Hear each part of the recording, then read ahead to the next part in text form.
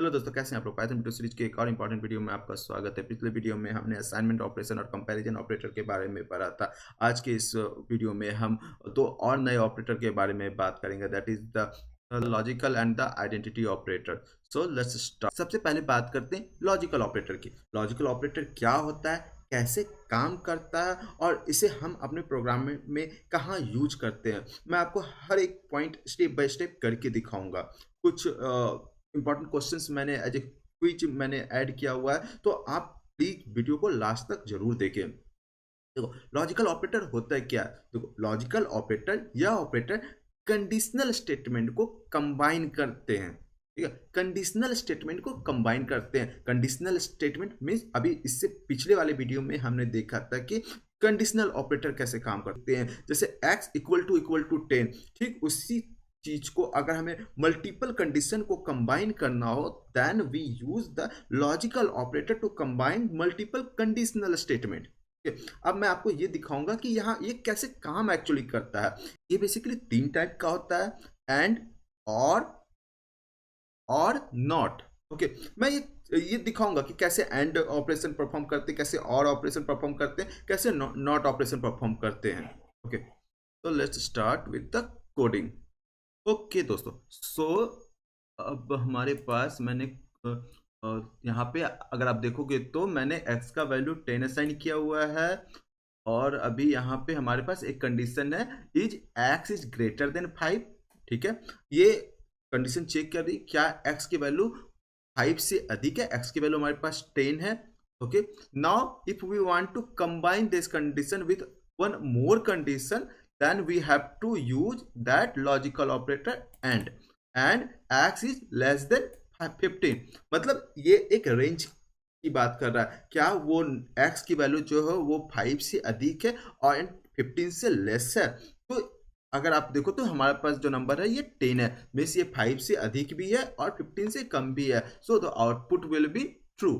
ठीक उसी तरीके से हमारे पास यहाँ पे है x equal to 10, and now we are checking is x is greater than 15 and or x is less than 20। यहाँ पे देखोगे तो हमारे पास x का वैल्यू क्या है, x का वैल्यू 10 है, और then is x is greater than 15 नहीं, तो हमारा फर्स्ट कंडीशन फॉल्स हो गया और हमारा सेकंड कंडीशन क्या, x इज लेस देन 20। तो यस, 10 इज लेस देन 20, तो हमारा यहाँ पे ये कंडीशन जो है वो ट्रू हो गया। ओके, तो समझने की इंपॉर्टेंट है थोड़ा थोड़ा सा। देखो, एंड ऑपरेशन कैसे परफॉर्म करता है, जब हमारा दोनों ही साइड का दोनों ही कंडीशन ट्रू होता है, then the result will be true. अगर और ऑपरेशन कैसे परफॉर्म करता है, अगर दोनों साइड में से कोई भी ऑपरेशन ट्रू होता है तो the output will be true. तो इसे करके आप देखना, जितना आप प्रैक्टिकली इसे इंप्लीमेंट करोगे ना, उतना आपको चीजें समझ में आएगा। ये प्रॉपर एक चैप्टर होता है लॉजिकल गेट करके। लॉजिकल गेट बनती है जहाँ पे हमारे पास एंड और नॉट और भी बहुत तरीके का गेट होता है, कैसे ये परफॉर्म करते हैं, कैसे एंड ऑपरेशन परफॉर्म हो। जब दोनों ही ट्रू होता है तो हमारा रिजल्ट ट्रू होता है, it is the condition for and. इफ दोनों में से कोई भी ट्रू होता है, then the result will be true. It is the case of or अगर ट्रू है तो फॉल्स होगा तो ट्रू होगा, that is the case for not. मैं आपको रन करके दिखाता हूँ। ओके दोस्तों, सो अभी हमने देखा कि कैसे लॉजिकल ऑपरेटर काम करती है, किस तरीके से हम मल्टीपल ऑपरेशंस को कंबाइन करके हम मल्टीपल कंडीशंस को एक्चुअली हम लॉजिकल ऑपरेटर के यूज करके हम लोग चेक करते हैं। मैं इसके कुछ और भी यूजेस मैं आपको दिखाता हूँ। ओके दोस्तों, अब हम बात करेंगे आइडेंटिटी ऑपरेटर की। आइडेंटिटी ऑपरेटर क्या होता है, कैसे काम करता है, और इससे भी कुछ रिलेटेड कुछ इंपॉर्टेंट क्वेश्चंस हम लास्ट में डिस्कस करेंगे। तो आइडेंटिटी ऑपरेटर क्या होता है, यह ऑपरेटर चेक करता है कि दो वेरिएबल मेमोरी में एक ही ऑब्जेक्ट को पॉइंट कर रहे हैं या नहीं। थोड़ा ट्रिकी है, बट मैं आपको एग्जांपल से समझा करके बताऊंगा कि इसका मतलब क्या है। ये मेमोरी में दो वेरिएबल की वैल्यू को कंपेयर करता है। ठीक है, चलिए मैं आपको इसे एग्जांपल से करके दिखाता हूँ। यहाँ आप देखोगे तो x और y सेम मेमोरी लोकेशन को पॉइंट करता है, इसलिए आउटपुट जो होगा वो ट्रू होगा। सेम मेमोरी लोकेशन को पॉइंट करता है, इट मीन्स अभी क्या हम लोग कर रहे हैं कि x में हम लोग पहले तो एक एरे असाइन कर रहे हैं, नंबर टाइप का एरे 1 2 3। अभी हम लोग क्या कर रहे हैं, x को ही y में असाइन कर दे रहे हैं।